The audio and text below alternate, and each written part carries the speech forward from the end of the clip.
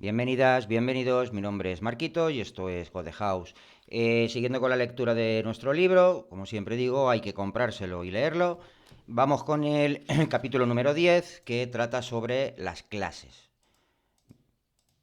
Veamos qué es lo que tienen que decirnos. Vamos allá. Hasta ahora nos hemos centrado en escribir bien líneas y bloques de código. Nos hemos adentrado en la correcta composición de las funciones y en su interrelación, pero a pesar de la atención dedicada a la expresividad de las instrucciones y las funciones, no tendremos código limpio hasta que nos fijemos en los niveles superiores de su organización. Hablamos de las clases. Organización de clases. De acuerdo a la convención estándar de Java, una clase debe comenzar con una lista de variables. Las constantes estáticas públicas, si existen, deben de aparecer primero. Tras ello, las variables estáticas privadas y después las variables de instancia privadas. No suele ser necesario usar variables públicas. Las funciones públicas deben de seguir a la lista de variables. Incluimos las utilidades públicas invocadas por una función pública tras la propia función pública. Este sistema cumple la regla descendente y permite que el programa se lea como un artículo de periódico.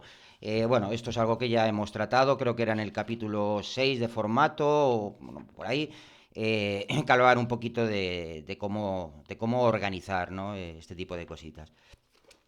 Vale, encapsulación.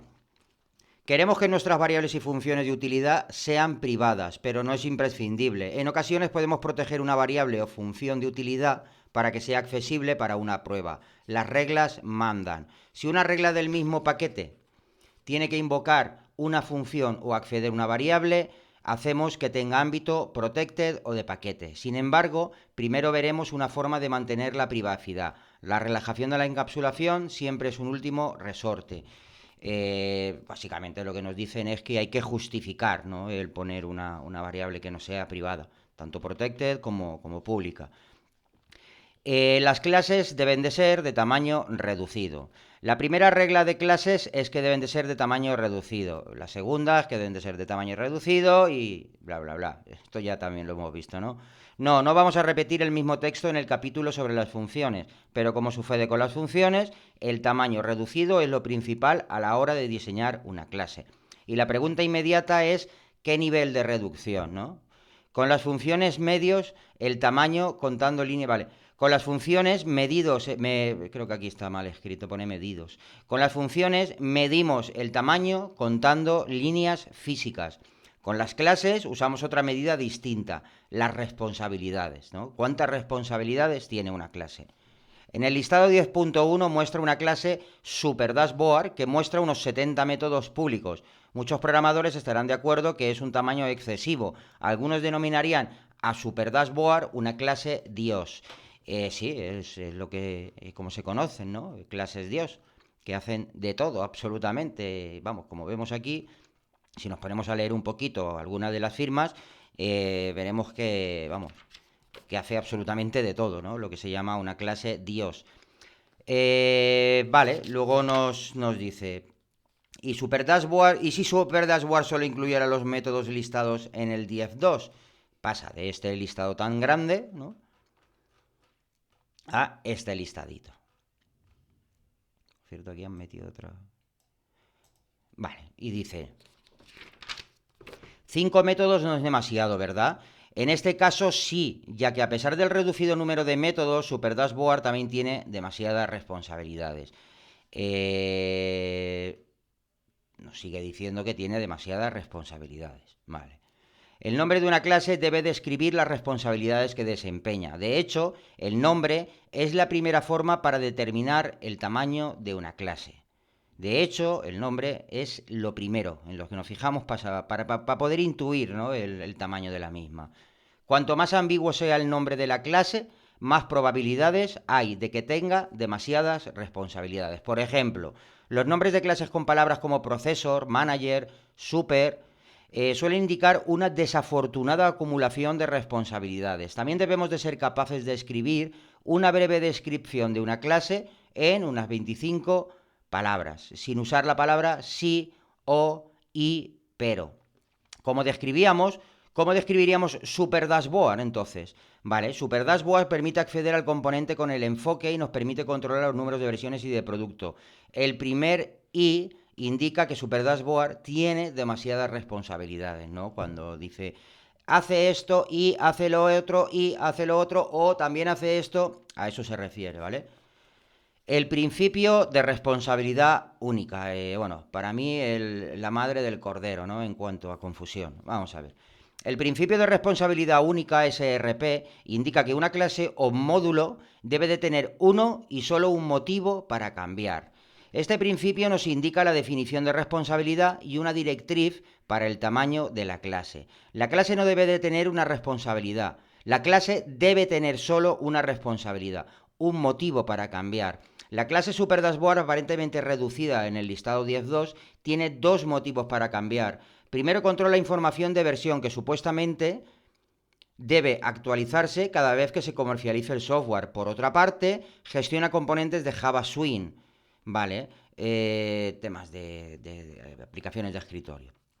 Sin duda queremos cambiar el número de versiones si cambiamos el código Swing, pero lo contrario no es necesario. Podemos cambiar la información de versión en función de los cambios de otro código del sistema. La identificación de responsabilidades, los motivos del cambio, nos permiten reconocer y mejorar las abstracciones en nuestro código. Podemos extraer los tres métodos de Super Dashboard relacionados con la información de versiones en una clase independiente, una clase version, y la clase version es una construcción que se puede reutilizar en otras aplicaciones.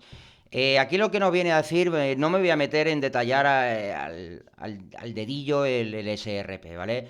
Pero básicamente cuando habla de un motivo para cambiar, aquí lo explica bastante bien, ¿no? La identificación de responsabilidades, los motivos del cambio. Poneros, por ejemplo, distintos departamentos, ¿no? En vuestra empresa. Departamento de marketing, departamento de nóminas, departamento, yo qué sé, de transporte. Cada uno de ellos es un motivo, ¿vale? Por decirlo de alguna manera, ¿no? Entonces, si por ejemplo, para cambiar nuestro software, cuando nos pide el departamento de transporte que hagamos el cambio A y tocamos A, ¿vale? Pero resulta que cuando el departamento de marketing nos pide A, ¿vale? Su cambio, ¿no? Y tocamos tanto de marketing como de otro sistema diferente, son motivos diferentes para cambiar, ¿no? Ya os digo, el tema del SRP, si queréis, podemos hacer un vídeo un día sobre estas cositas Solid, que son bastante interesantonas. Pero bueno, yo creo que más o menos se va entendiendo ese principio, el de responsabilidad única. Bueno, también decir que son principios que en principio se aplicaban a niveles macro, un poquito más a nivel de arquitectura, pero bueno, se puede trasladar a otros niveles más bajos. Vale, SRP es uno de los conceptos más importantes del diseño orientado a objetos y también uno de los más sencillos de entender y de cumplir, pero también es uno de los que más se abusa al diseñar clases. Habitualmente nos encontramos clases que hacen demasiadas cosas.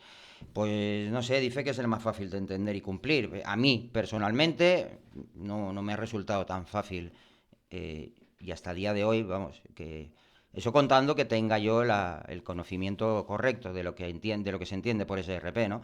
No es un principio sencillo, la verdad. Crear software que funcione y crear software limpio son dos actividades diferentes. Muchos tenemos un cerebro limitado, de modo que nos centramos en que el código funcione más que en su organización y en su limpieza.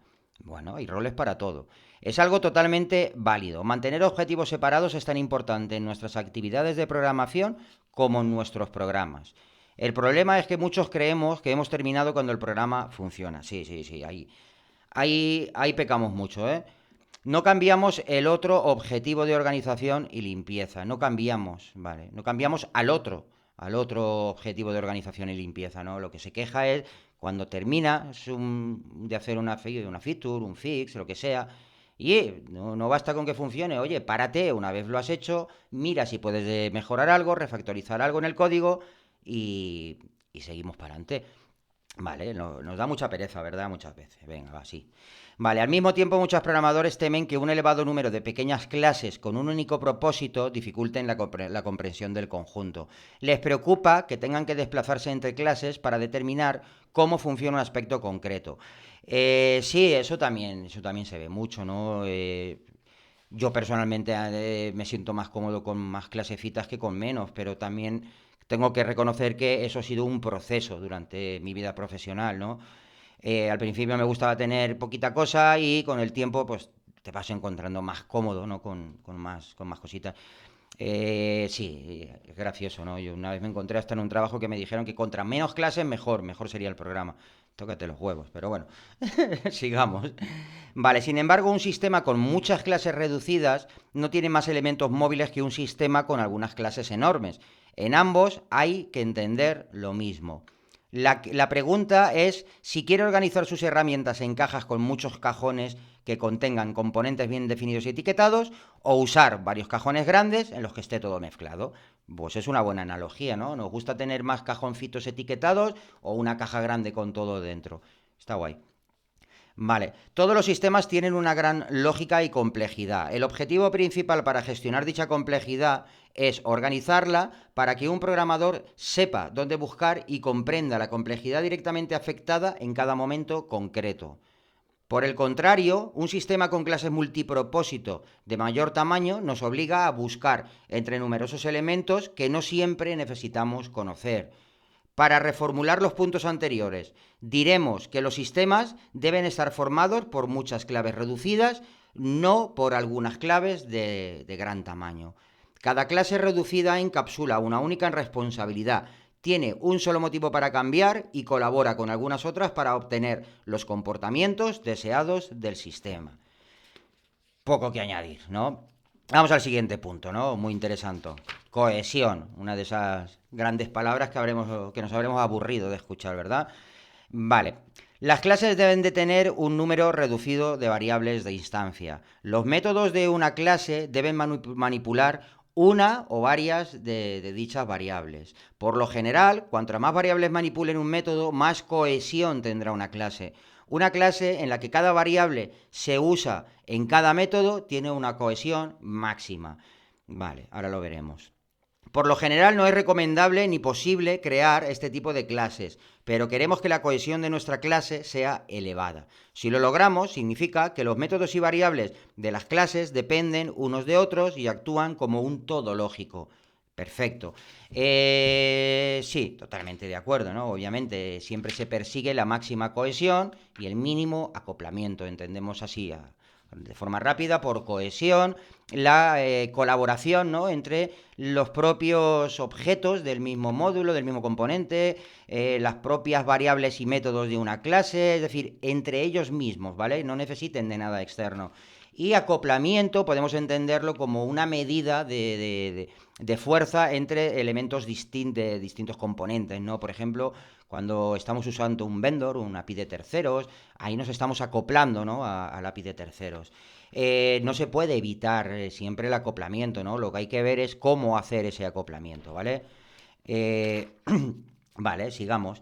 Mantener resultados consistentes en muchas clases de tamaño reducido.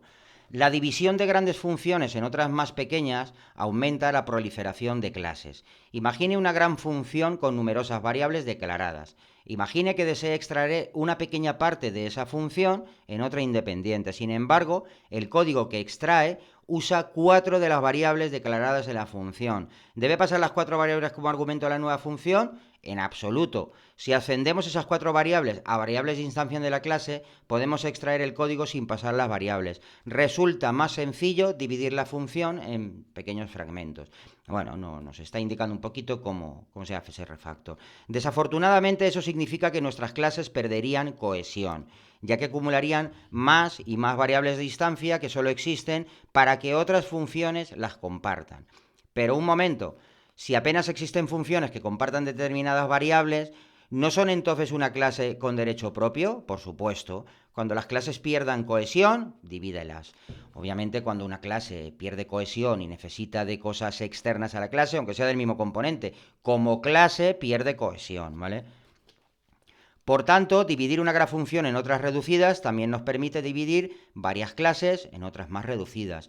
De este modo mejora la organización del programa y su estructura resulta más transparente. El listado 10.5 muestra una traducción a Java del programa print primes de Quant.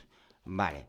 Para hacerle justicia, no es el programa que creó, sino el resultado generado por su herramienta web. Lo usamos aquí por ser un magnífico punto de partida para dividir una función de gran tamaño en varias funciones y clases más reducidas.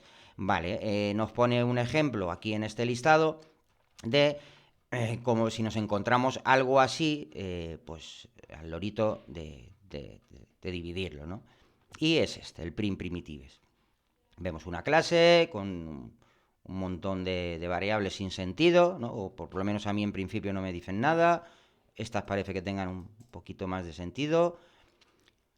Y, madre de Dios, esto está hecho adrede, creo yo, ¿no? Porque vamos... Vale, sí, lo voy a quitar un poco de la vista para que no nos explote un ojo o algo. Y nos dice que las clases deben de ser pequeñas. Tócate los huevos, después de ver eso, ¿no? A mí me ha deprimido. Vale, vamos a ver. Vale, este sería el listado 10.5, ¿vale? Y luego nos dice, este programa escrito como una sola función es un desastre. El sangrado de su estructura es excesivo y hay demasiadas variables extrañas. Como mínimo, la función debería dividirse en otras más pequeñas. El listado 10.6 y 10.8 muestran esa división. Vale, este sería el 10.6 y este veríamos el 10.7. Vale, ha hecho ahí un par de extra clases. ¿Y qué nos dice del 10.7? Vale. Vale, del 10.7 aún no nos dice nada. Y del 10.8 ahí lo tendríamos también. En fin, ha sacado todo el pedazo codigazo aquel, ha metido un poquito de semántica y pues ha hecho un refactoring bastante guapo, vamos. Se la ha currado, porque lo complicado aquí era entender la parte de arriba, ¿no? Vale, lo primero que apreciará es que ha aumentado la longitud del programa. Vale, perfecto, sí, ahora es más largo, vale. De 1 a casi 3 páginas. Este aumento se debe a varios motivos. En primer lugar, el programa refactorizado usa nombres de variables más extensos y descriptivos, totalmente. Por otra parte, usa declaraciones de funciones y clases como comentarios del código. Eso no lo he visto, el comentario.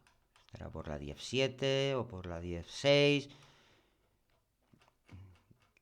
No tiene comentarios, ¿no? A ver si he leído yo mal, ¿eh? Un segundito. 18. Vamos a verlo enterito. Vale, no. Vale, lo primero que prefieras que ha aumentado, en primer lugar, el programa refactorizado usa nombres de variables más extensos y descriptivos. Por otra parte, usa declaraciones de funciones y clases como comentarios del código. Vale, semántica, perdón, había yo ahí hecho un poquito la pisa un lío. Vale, usa semántica en la firma, con lo cual mola. El programa se ha dividido en 3 responsabilidades principales. La parte principal se incluye en la clase PrimePrinter, responsable de controlar el entorno de ejecución, ¿no? Nuestra main class. Cambia si se modifica el método de invocación. Por ejemplo, si este programa se convierte en un servicio SOA, es la clase que se verá afectada, ¿no? La que orquesta todo. Round column page printer sabe cómo aplicar formato a una lista de números con una determinada cantidad de filas y columnas. Si es necesario cambiar el formato del resultado, esta es la clase que se verá afectada. ¿Vale? Esta sería la de print primitive.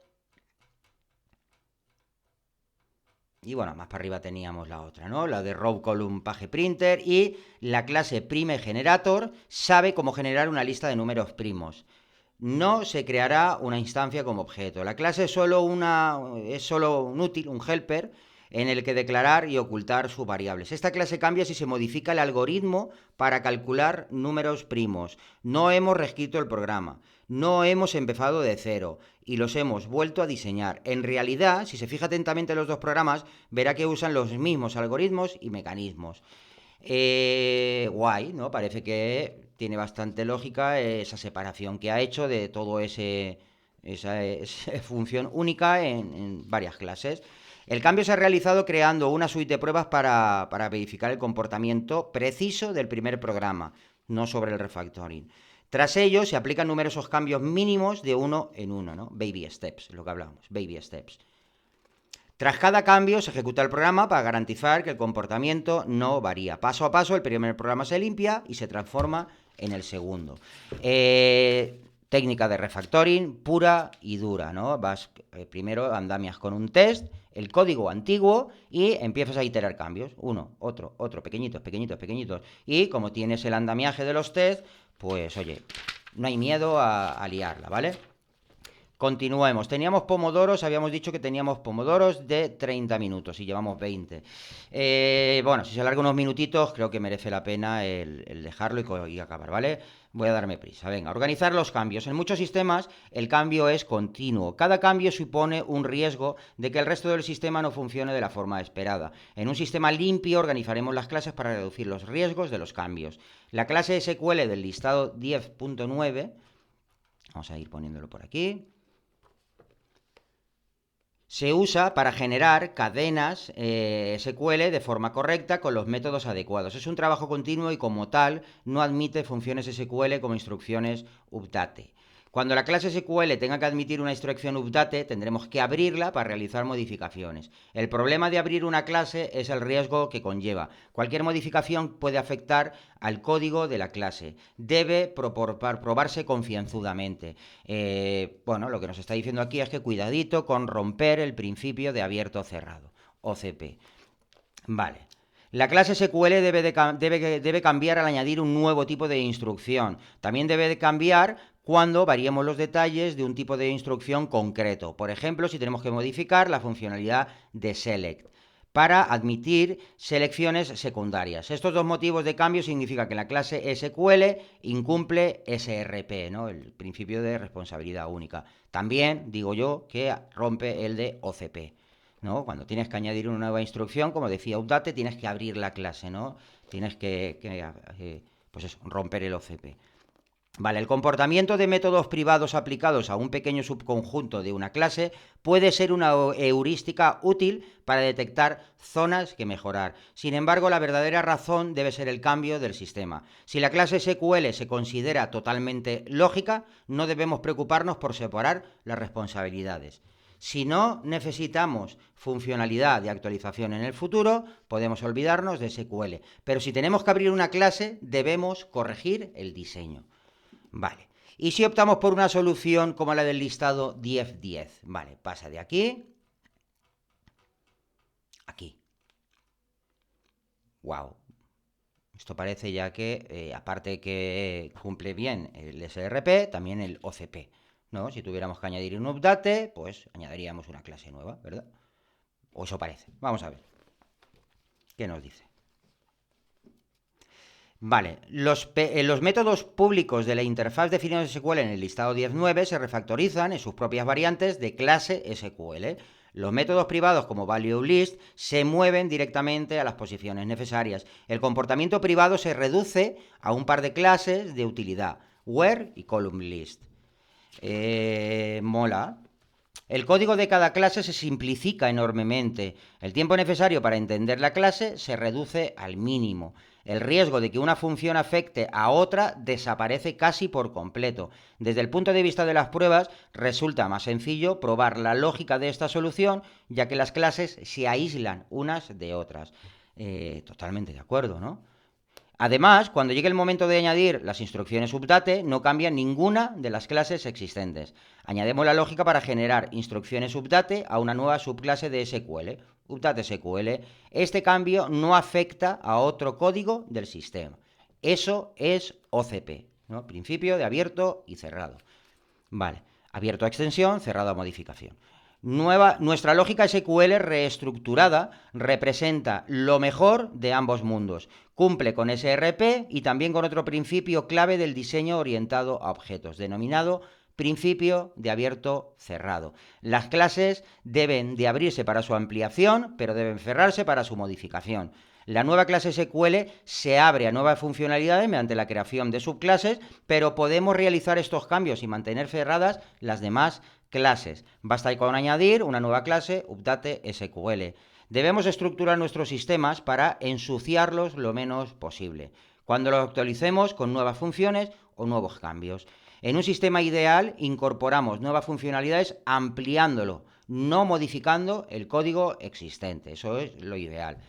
Vale, sigamos, ya queda poquito. Aislarnos de los cambios.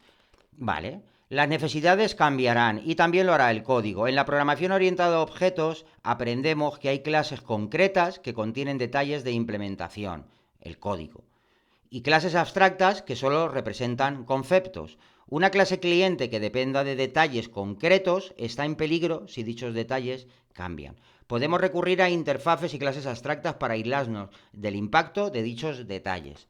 Vale, las dependencias de detalles concretos crean retos para nuestros sistemas. Si tenemos que crear la clase portfolio y esta depende de una API Tokyo Stock Exchange externa para validar su valor, nuestros casos de prueba se verán afectados por la volatilidad de esta búsqueda. Resulta complicado crear una prueba cuando se obtiene una respuesta diferente cada 5 minutos. En lugar de diseñar portfolio para que dependa directamente de Tokyo Stock Exchange, creamos una interfaz, Stock Exchange, que declara un único método. Obviamente, ¿no? Es decir, tenemos que tener en cuenta que nosotros siempre debemos trabajar para la interfaz. Debemos de declarar en las firmas de nuestros métodos, como norma general, interfaces. Debemos trabajar con interfaces y no con concreciones. Vale. Ahora puede crear una implementación de la interfaz Stock Exchange que emule Tokyo Stock Exchange. Vale. Hace referencia a esto. ¿Vale?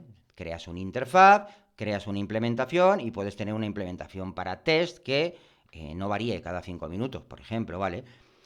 Si nuestra prueba demuestra la adquisición de 5 acciones de Microsoft para nuestra cartera de valores, diseña el código de la implementación de pruebas para que siempre devuelva $100 por acción de Microsoft, ¿no? Te haces un pequeño stub y ahí lo tendríamos.